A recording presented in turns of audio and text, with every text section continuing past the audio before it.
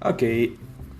Pra quem não sabe, eu não sou exatamente um cara que gosta muito de ler, né? Eu vejo gente que, tipo, lê um livro por mês, um livro por semana, eu fico fascinado. Eu tenho realmente, assim, uma certa inveja desse pessoal que consegue ler muito. Eu não consigo.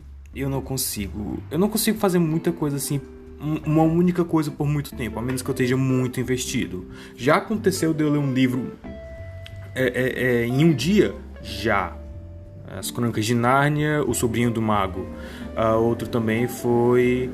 Isso, Semaru Shoka Jigoku no Gundam. Foi o Peregrino, né? Uma versão para crianças do Peregrino, que até hoje, assim, eu li o Peregrino original e eu li o Peregrino para crianças. Eu não tenho certeza se era exatamente o mesmo livro, só que tipo mais diluído, no sentido de que cada página tinha uma ilustração e um trecho curto do livro. Eu não tenho certeza se era o livro na íntegra, só que a prazo, sabe? Ou se ele foi realmente adaptado. Mas foram esses dois livros que eu consegui ler, assim, a livro de prosa, né? Não livro de quadrinhos ou de, sei lá, Dr. Seuss, né? Livro de prosa mesmo, de história. Mas isso eu tenho com muitas outras coisas também. Com o jogo também, se eu passar muito tempo no jogo eu fico entediado logo e aí eu quero fazer outra coisa. Eu posso estar amando o jogo, eu posso estar apaixonado, eu posso estar, sei lá, crosscode. Eu consigo passar muito tempo naquele jogo, mas se eu passar muito tempo eu acabo ficando entediado. Aí eu paro, eu vou fazer outra coisa, depois eu retorno, sabe? Então, eu tenho uma real inveja de quem lê muito, né? Eu não tenho o hábito de ler livros, eu tenho um pouco de dificuldade de julgar assim narrativa, né? Eu vejo algumas resenhas de livro e eu fico, caramba, eu queria poder ter essa capacidade de poder ler entre as linhas, sabe? De saber que palavra é melhor. Porque assim, o livro, pra mim, é um negócio que você meio que, assim como quadrinhos, é uma mídia que depende muito do público, né? Você vê um olho abrindo e você vê um olho aberto e um olho fechado, né? Isso é um exercício que eu fiz no curso de quadrinhos, né? Acho que até por eu ser o mais novo da sala. O professor botou lá, ok, Capan, eu vou fazer aqui um negócio. Aí ele desenhou lá um olho aberto e um olho fechado. Aí ele disse, o que esse olho está fazendo? Eu disse, ele está piscando. Ele disse, errado, é um olho aberto e um olho fechado. O que a gente deduz disso? Quadrinhos é uma mídia que depende da sua imaginação para que ela funcione. De uma forma similar a jogos também, né? E assim, essas mídias mais interativas, elas têm um design que o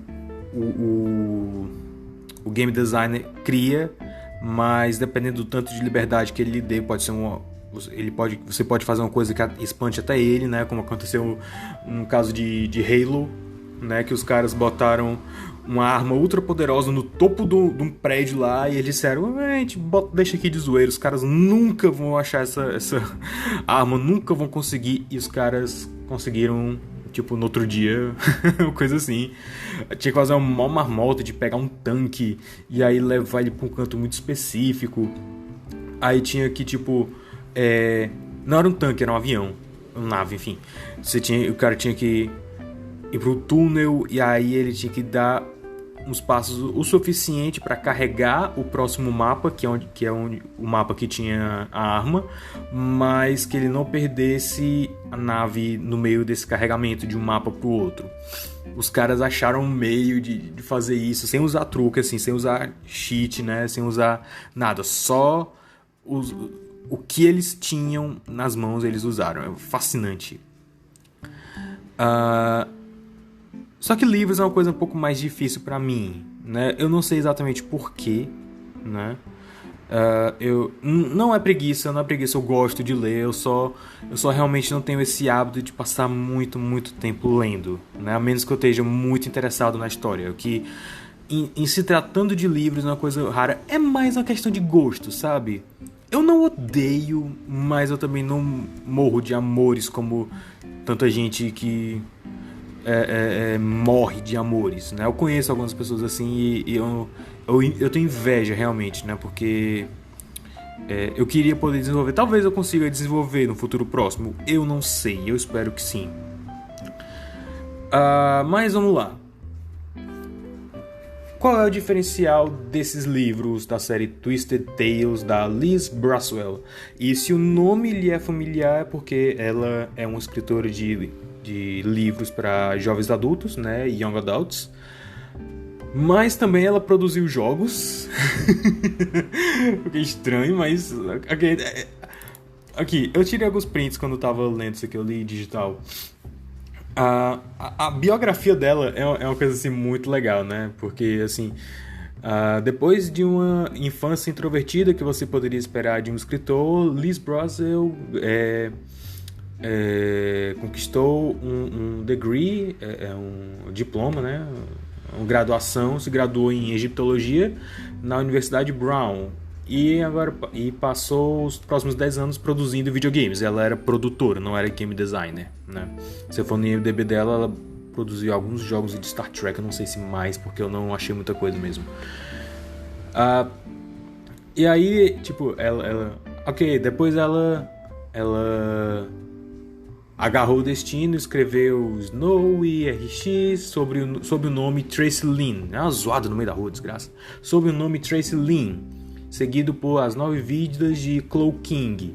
Essa série virou uma minissérie também, talvez vocês tenham assistido, não sei, se veio pro Brasil. Mas essa série, ela escreveu sobre o nome real dela, porque até essa hora os assassinos que caçaram ela estavam todos mortos. Meu Deus, eu odeio gravar de tarde. Na moral, olha a zoada que tá tendo lá fora, mano. Não sei se vocês estão incomodados quanto eu, se...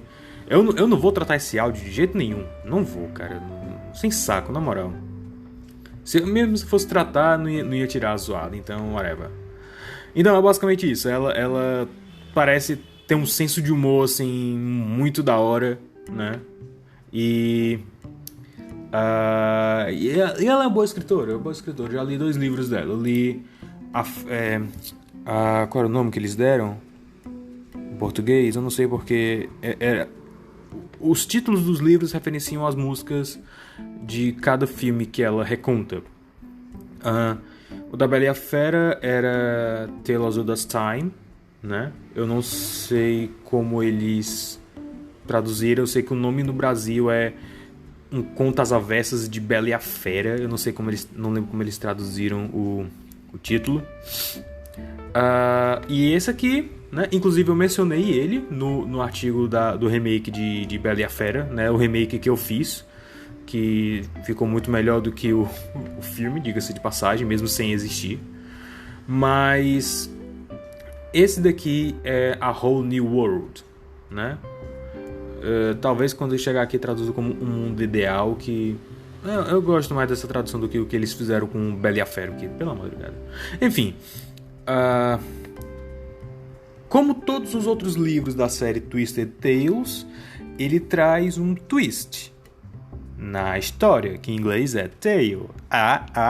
Obrigado, estarei aqui a noite toda.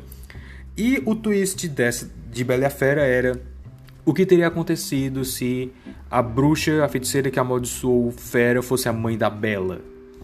E aqui é o que aconteceria se o Jafar tivesse pegado a lâmpada antes do Aladim.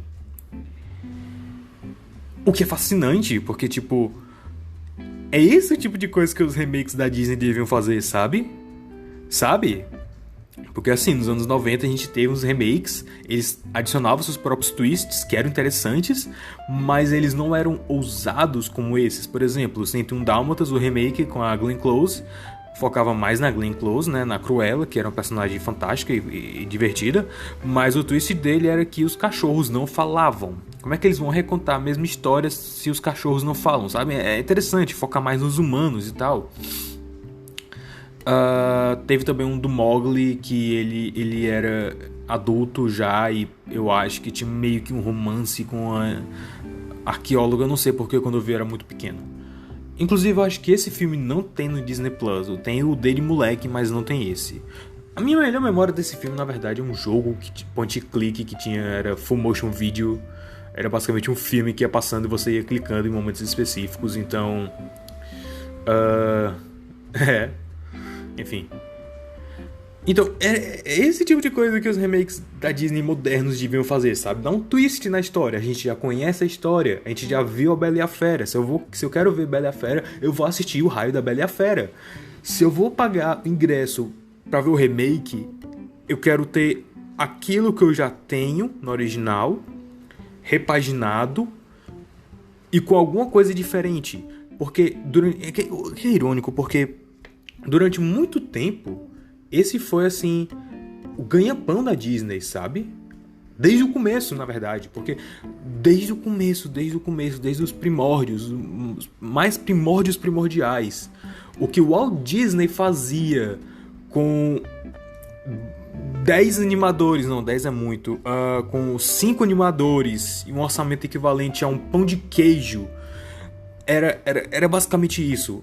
Era Alice's Comedies, que era a releitura de Alice no País das Maravilhas, mas ao invés dela ir pro País das Maravilhas, a meninazinha visitava um estúdio de animação. Tinha também os Lefograms, que, cara, Cinderela de Lefograms era basicamente Cinderela com jazz, sabe? Isso muito antes de existir uma princesa jazz como foi a Princesa e o Sapo. Meu Deus, de quem é esse Jeep? Passou um Jeep agora aqui na frente de casa, que, nossa, eu tava ouvindo ele se desmanchar a qualquer momento. Então, desde o começo, qual era o ganha-pão da Disney? A gente vai recontar histórias clássicas, histórias que todo mundo já conhece, mas a gente vai dar o nosso próprio sabor pra coisa. O que, se você for analisar a história do cinema, não é diferente do que os outros caras estavam fazendo. Não é. Até porque assim, os caras tinham a noção de que, ok, vamos fazer uma adaptação fiel desse livro, dessa história que todo mundo já conhece, mas nessa transição pro cinema, talvez algumas mudanças precisem acontecer e nisso a gente dá os toques que precisem, sabe? Tanto no sentido artístico, né, como técnico, como de público. Por exemplo, as adaptações teatrais do Mágico de Oz, elas eram misturas de vários livros que L. Frank Baum fazia, né? Era o Mágico de Oz, era a Terra de Oz, que era o segundo livro. Tanto é que vocês viram, né? Eu fiz um vídeo assistindo o que sobrou do Mágico de Oz de 1910, que é a primeira versão.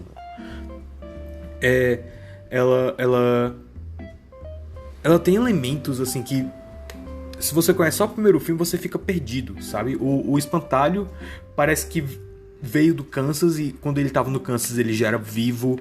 Parece a bruxa Mombi do nada, sabe?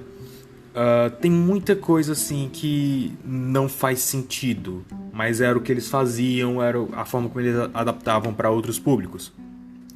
Esse lance de adaptação, de dar um twist diferente, é uma coisa que sempre existiu no cinema, recontando contos de fada. E é isso que a Disney meio que perdeu a mão nos últimos tempos, né? Eles não souberam como fazer isso. Eu acho que, na verdade, desde... tô pensando aqui... Não, vai. Na animação eles estão de boas. Tanto é que na época que saiu Enrolados eu fiquei... conto de fada da Disney, sabe? Eles estão recontando Rapunzel. Rapunzel é um conto tão chato, mas quando você assiste você fica... Nossa! Que fantástico, que sensacional, que original, que único, que Disney, sabe? Em Frozen eles pegaram isso, só que eles correram ainda mais longe com a bola, porque... né? Não estavam funcionando, embora...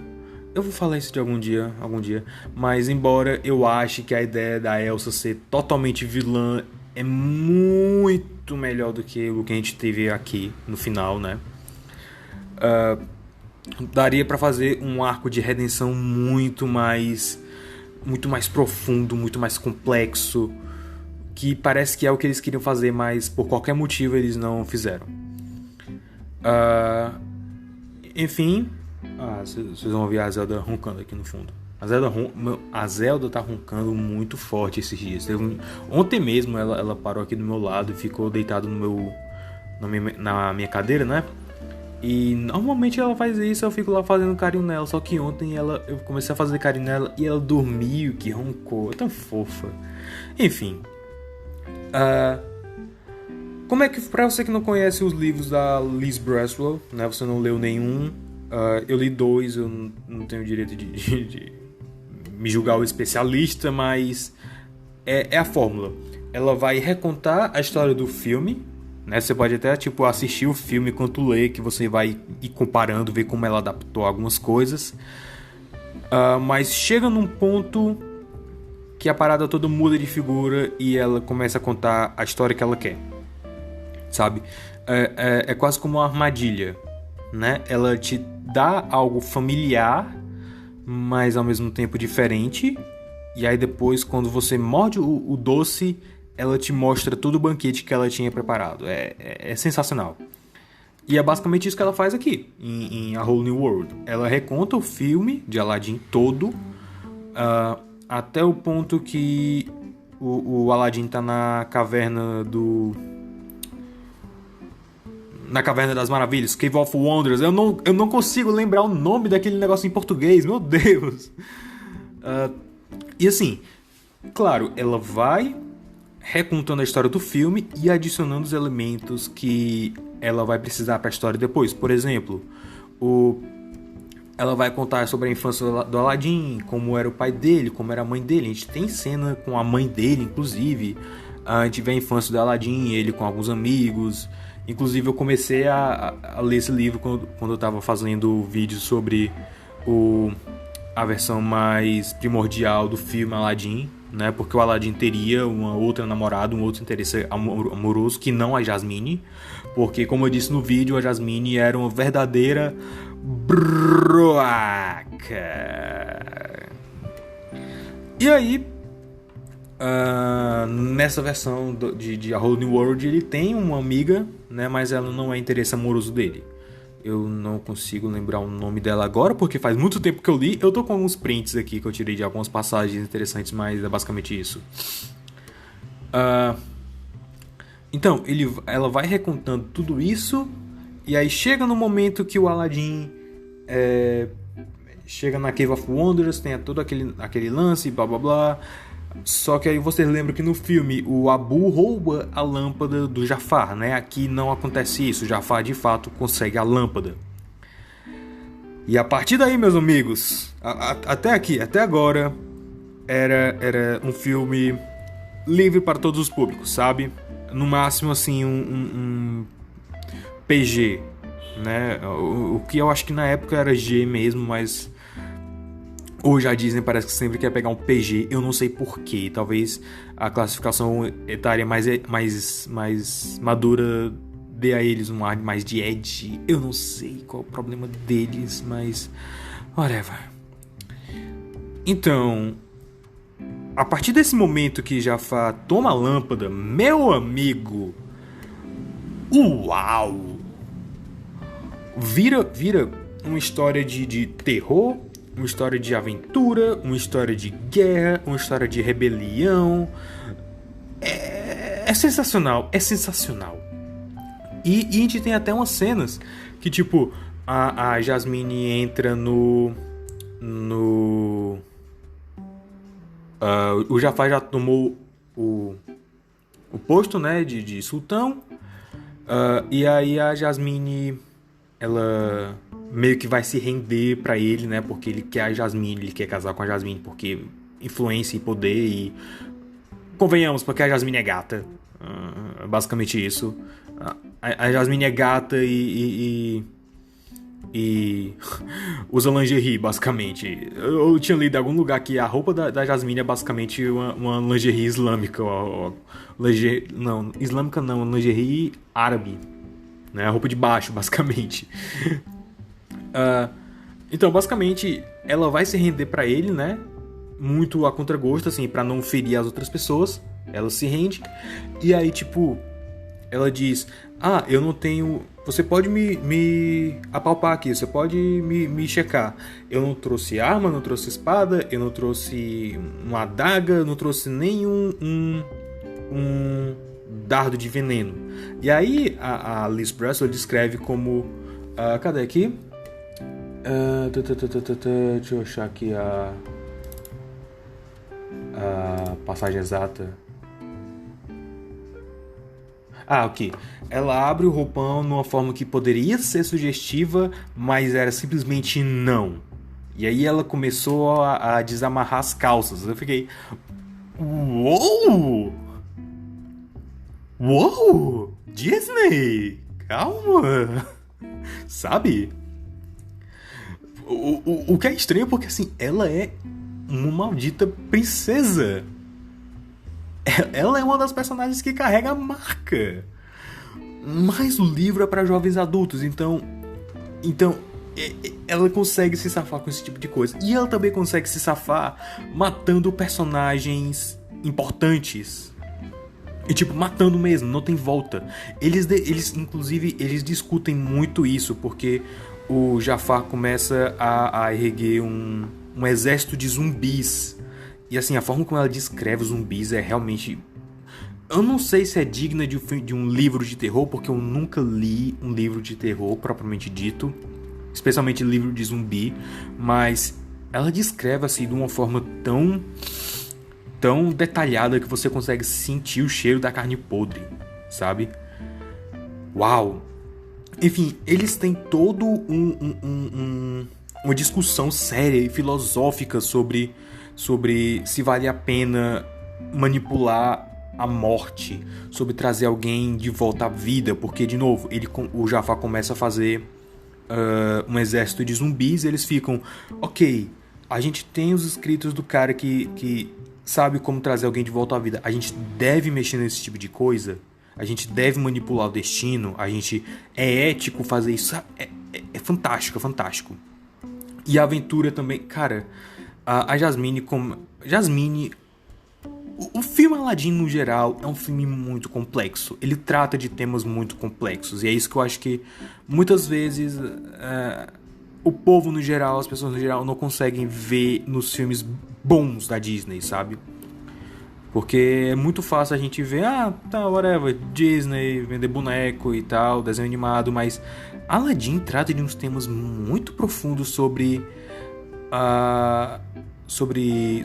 classe, sobre justiça, sobre liberdade, né? O filme todo é uma analogia fantástica e assim palpável para crianças e para adultos de como liberdade não significa felicidade e o conceito de liberdade é diferente varia de uma pessoa para outra.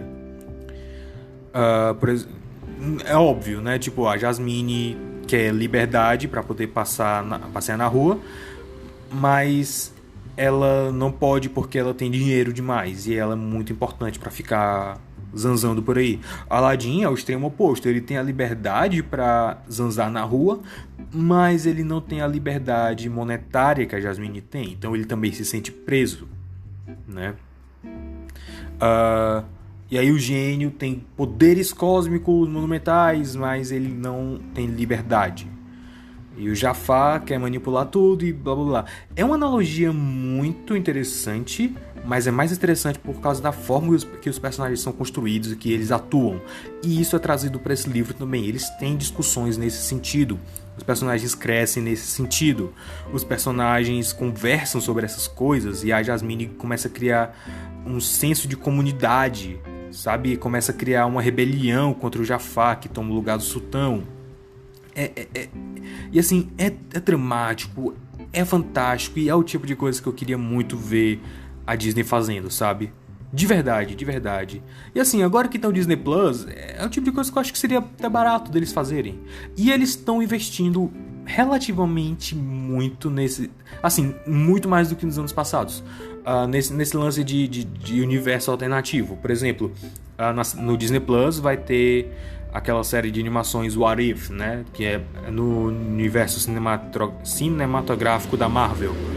Tipo, o que aconteceria se o soro fosse testado na PEG e não no Steve Rogers, sabe? Esse tipo de universo alternativo. E tem um jogo agora, Disney Mirrorverse, que saiu praticamente junto do Sorcerer's Arena, que eu jogo, mas por algum motivo teve zero divulgação. Tipo, eu não vi em lugar nenhum esse jogo. Mas talvez seja porque ele não foi lançado oficialmente aqui, eu não sei, eu não faço ideia. Mas ele traz versões alternativas dos heróis da Disney e da Pixar. O Sully tem uma armadura, a Merida é mais guerreira. Eu não sei se isso é uma moto ou se é um jato, acho que é um avião, enfim. Então, eles estão, de certa forma, investindo nessa revitalização, reformulação de imagem de alguns personagens nesse sentido. Eles estão só molhando os pés, porque talvez no sentido de business realmente faz mais sentido, né? Porque os caras querem vender o Sully wholesome, o Sully engraçado e não só o Sully guerreiro, por exemplo. Mas é tipo, não é o tipo de coisa que não exista, que não existiu antes. Tem alguns bonecos nos parques que fazem isso, né? Tem aquela linha de Muppets vestido como personagens de Star Wars, que, ok, tá dentro do espírito Muppet. Mas você sabia que nos parques eles têm uma linha de robôs baseados nos personagens? Tipo, é basicamente um bando de Gundam. Um Gundam baseado no Mickey Feiticeiro, um Gundam baseado no Príncipe Felipe de Bela Adormecida, um Gundam baseado no Stitch, sabe? É interessante, interessante. Eu acho que a Disney devia investir um pouco mais na divulgação dessas coisas que existem, né? Nessas coisas de versões alternativas que existem, ao invés de investir nos remakes, que não sabem se querem ser uma versão alternativa ou se querem corrigir o original ou... sabe? Eles estão nessa crise de identidade. Mas tá gerando dinheiro, então eles não vão parar tão cedo, né? Porque... maldito Bob Iger. É incrível, né? Não importa se o cara tá salvando ou destruindo a companhia. No final da gestão, você sabe quando o CEO tá no final da gestão da Disney, quando ele começa a tomar muita decisão artisticamente ruim. Michael Eisner tinha umas coisas que... nossa... Só o Circle 7, sabe? Foi uma ideia terrível. Assim, de business eu entendo, mas artisticamente terrível. De qualquer forma, A Whole New World é uma história muito bem narrada, uma história muito criativa, uma história muito interessante e que ainda não chegou no Brasil, então você só vai encontrar em inglês por aí. Mas se você puder ler em inglês, vale muito a pena. A minha única crítica é que, assim, Aladdin é um filme mais de ação, então a Liz tentou trazer isso também pro livro. Só que a forma como ela descreve a ação é um pouco confusa, em alguns momentos é muito embaçado, sabe? Você não consegue ver a ação, você tem que reler de novo algumas linhas para saber exatamente do que se trata ali. Mas fora isso, é fantástico. Se você... vai passar um avião aí. Se você souber ler inglês e tiver interesse, vale a pena ir atrás.